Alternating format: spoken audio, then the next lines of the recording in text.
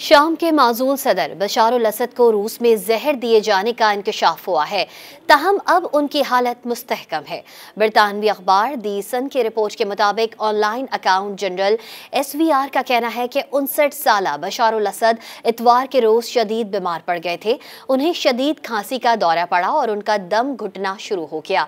बशार अल असद ने तिब्बी इमदाद तलब की। उनका इलाज अपार्टमेंट में ही किया गया, जहां टेस्ट से पता चला कि उनके जिस्मानी निज़ाम में जहर मौजूद था। ताहम रूस की जानिब से उसकी तस्दीक नहीं की गई।